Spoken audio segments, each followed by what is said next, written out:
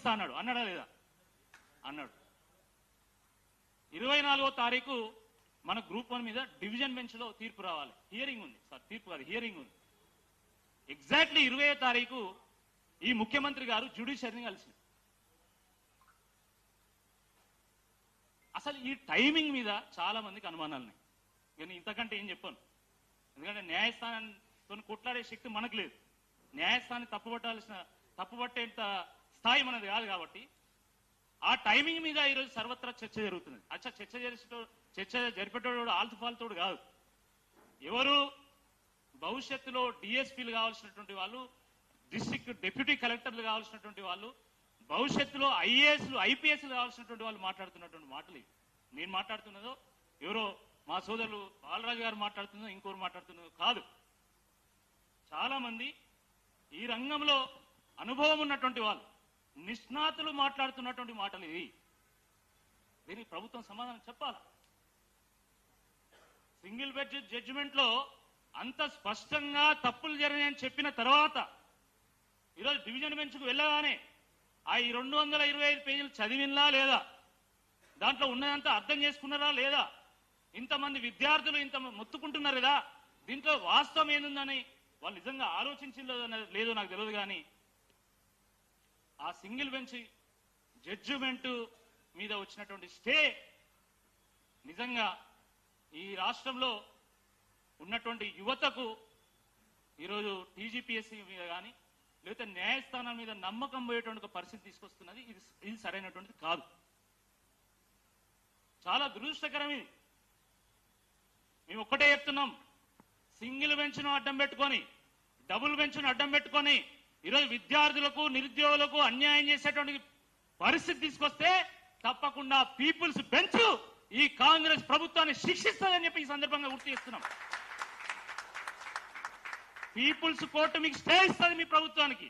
Peoples కోర్టే ఈ ప్రభుత్వాన్ని dismiss చేస్తుంది అనేటువంటి వాస్తవాన్ని కూడా గుర్తుపెట్టుకోవాలి. ప్రజాస్వామ్యంలో ప్రజలు తెలుసుకుంటే ఏ ప్రభుత్వమైనా భూస్థాపితం కావాల్సిందే. గతంలో అనేక సందర్భాల్లో ఇది రుజువైంది. అంతేగాని మేము ఏమైనా చేస్తాం, దేనితోనైనా మేము శాసిస్తామనేటువంటి ధోరణి ఇది సరైనటువంటిది కాదు. వీళ్ళందరూ మాట్లాడుతుంటే ఏమన్నారు మొన్నటిదానిక, వీళ్ళు ప్రిలిమ్స్ రాష్ట్రంలో మెయిన్సే క్వాలిఫై కాలే, వీళ్ళు మాట్లాడతారా? ఈ పార్టీలకు ఏం పని లేదు, ఇక ఊకే వీళ్ళు రాగానే ఇక మావాడు మొన్న ఎట్లా మాట్లాడి చూసేది కదా అద్దంకి దయాకర్ గారి మీద, అట్లా వీళ్ళు తిరగబడతాను. అసలు వీళ్ళు ఏంది అని మాట్లాడింది. సరే, వాళ్ళు ఏంది అనే సంగతి కొంచెం పక్కన పెడదాం. మొన్న వీళ్ళు ఏం చేసిండ్రు, మొన్న కొంతమందిని పిలిచిండు. ఇది వెరిఫికేషన్స్ కదా, సర్టిఫికేట్ వెరిఫికేషన్స్ కానీ పిలిచిండు. 1:2 పిలవాలి. సరే, 1:1 పిలుస్తామని చెప్పి పిలిచింది. పిలిచిన తర్వాత ఏం జరిగింది, అసలు వీళ్లకు ఎన్ని మార్కులు వచ్చినాయో తెలియదు. ఈ సర్టిఫికేట్ 1:1 అంటే 563 పోస్టులకు 563 పిలవాలి. అది దానికంటే ముందు వాస్తవానికి ఒక రిజల్ట్ అంటే ఏముండాలండి, ఏ వ్యక్తికి ఎన్ని మార్కులు వచ్చినాయి, ఎంత ర్యాంక్ వచ్చింది, ఏం పోస్ట్ వచ్చిందో చెప్పాలి. కానీ ఇక్కడ వీళ్ళు చేసింది ఏంది, పేరు చెప్పరు, మార్కులు చెప్పరు, హాల్ టికెట్ పోస్ట్ చెప్తారు.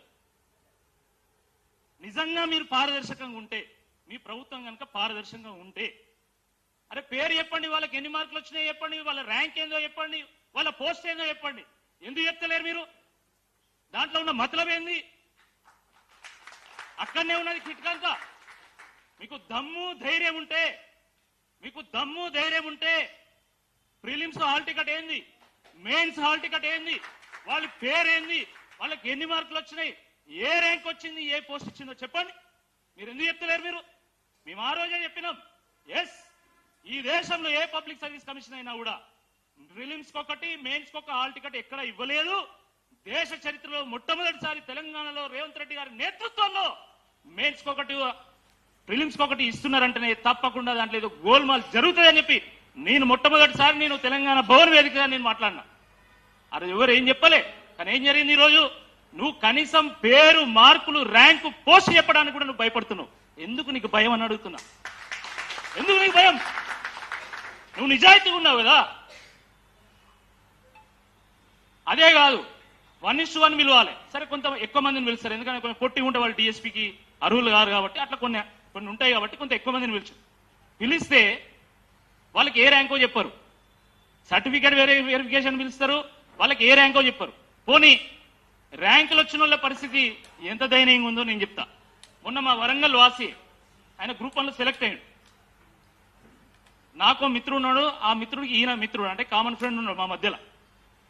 ఆయన ఫోన్ చేసిండట మా ఊడికి, ఫోన్ చేసి రాకేష్ అన్నకు ఒక మాట చెప్పు నా తరఫున, ఎందుకంటే నాకు గ్రూప్ 1లో పోస్ట్ వచ్చింది, district tribal welfare officer post వచ్చింది, కానీ నాకంటే తక్కువ మార్కులు వచ్చిన వానికి ఎక్సైజ్లో వచ్చింది. సేమ్ కేటగిరీ, సేమ్ మార్క్స్, తక్కువ మార్కులు, సేమ్ కేటగిరీ, కానీ ఆయనకి ఎక్సైజ్ వచ్చింది, నాకు ట్రైబల్ వెల్ఫేర్ వచ్చింది. అన్నకు చెప్పు, అన్న అయితే గట్టిగా మాట్లాడతాడు, మాకు న్యాయం జరగాలని చెప్పి ఇప్పుడు ర్యాంకర్లు ఫోన్ చేస్తాను. మొన్నటిదానికి ఏమన్నారు, ఈ ఊగా జనార్దను లేకపోతే ఇంకోరు ఈ మోతిలాలు వీళ్ళకి ఏం పని లేదు, వీళ్ళు అసలు క్వాలిఫై కాలే అంటారు. ఎవరైతేందండి క్వాలిఫై అయితేంది, ప్రజల కోసం పోరాడేటువంటి వాడు నిజమైన నాయకుడు. వాడు క్వాలిఫై అయిందా, నేను ఏ రోజు గ్రూప్ 1 రాయలే, ఏ గ్రూప్ 2 రాయలే, ఏది రాయలే, నేను ఏ యూపీఎస్సీ కూడా నేను రాయలే, అయితే మాత్రం మేము మాట్లాడడానికి అర్హులం కాదా? ఇదెక్కడిని ఆయన కథ. ఇప్పుడు అదంతా పోయింది. ఇప్పుడు సర్టిఫికేట్ వెరిఫికేషన్ పోయిన వాళ్ళు ఫోన్లు చేస్తాను, ర్యాంకులు వచ్చిన వాళ్ళు ఫోన్ చేస్తున్నారు. ఇంకో ఆయన కూడా ఫోన్ చేసిండు మొన్న, నాకు దగ్గర మిత్రుడు సెంట్రల్ సర్వీసెస్లో ఉన్నాడు, లేబర్ డిపార్ట్మెంట్లో ఉన్నాడు. ఆయన ఫోన్ చేసిండు. ఫోన్ చేసేమన్నా అంటే, రాకేష్ భాయ్ నాకు కూడా గ్రూప్ 1లో వచ్చింది, మరి నన్ను జాయిన్ కమ్మంటావా కాదంటావా? ఎందుకంటే మీ లొల్లి ఒకటే లొల్లి, మీరు అంతా బాగా లొల్లి పెడతాను, ఈ పార్టీలో అందరూ కలిసి మమ్మల్ని ఏమన్నా చేస్తారా, మరి ఏంది మీ సంగతి, మరి ఎట్లుంటుంది రాకేష్ అంటే, మేము చేసేటువంటి పోరాటంలో నిజాయితీ ఉంది కాబట్టి అది ఏదో ఒక రోజు విజయవంతమవుతుంది, కాబట్టి నువ్వు నాకు తెలంగాణకు రావాలి, నా మిత్రుడుగా ఇక్కడ సర్వీసెస్ అందించాలని కోరుకుంటున్నా, కానీ ఖచ్చితంగా మా పోరాటం విజయం సాధిస్తుంది, కాబట్టి నిర్ణయం నువ్వే తీసుకొని నేను చెప్తే బాగుండదని చెప్పిన. అట్లా కూడా కాల్స్ చేస్తున్నారు. కేవలం ఇదే కాదండి, అంటే ఈ ప్రభుత్వ వ్యవహారం ఎంత దారుణంగా ఉందంటే మీకు ఒక చిన్న ఉదాహరణ చెప్తున్నా. ఒక 6 నెలల క్రితం ఒక పేరెంట్ నా దగ్గరకు వచ్చాడు.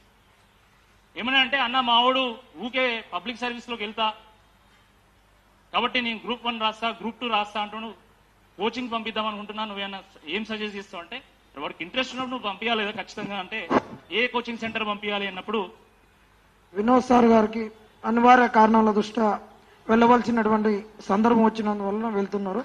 వారికి వచ్చినందుకు గుర్తుగా కనిపిస్తామని మాకు సహకారం అందిస్తామని చెప్పినందుకు ఒక్కసారి కృతజ్ఞతలు సార్.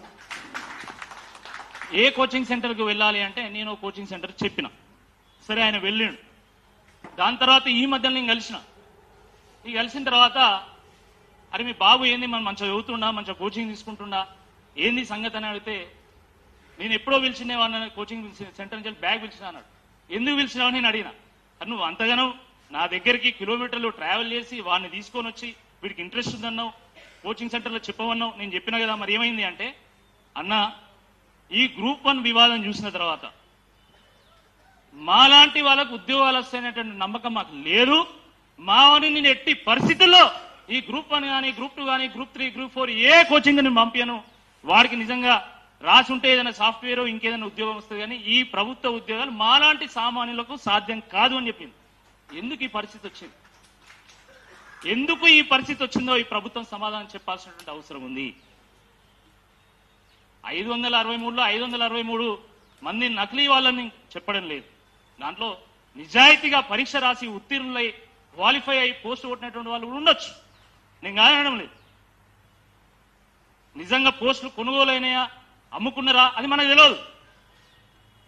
కానీ ఇవాల్యుయేషన్ ప్రాసెస్లో మాత్రం డెఫినెట్గా దాంట్లో కూడా తేడా ఉంది, లేకపోతే అన్యాయం జరిగింది. నేను చెప్పినది గ్రూప్ 1 వాళ్ళు, గ్రూప్ 1 అభ్యర్థులు ఒక ఆయన నాకు దగ్గరకు వచ్చి ఏం చెప్పినంటే, అన్న నేను mains interview, group UPSC interview దాకా పోయినా నాకు ఇక్కడ ఎస్ఏలో నేను ఇంటర్వ్యూ అక్కడ యూపీఎస్సీలో ఇంటర్వ్యూ అక్కడ ఎస్ఏలో ఎంత బాగా వచ్చినాయి అంతకంటే ఇక్కడ తక్కువ వచ్చినాయి, కానీ నేను ఎకానమీలో వీకు, కానీ నాకు ఎకానమీలో ఎన్ని మార్కులు రావాలనో, ఎందుకంటే రాసినోడిని నేను కాబట్టి దానికంటే 30 మార్కులు ఎక్కువ వచ్చినాయని ఆయనే చెప్తుడు,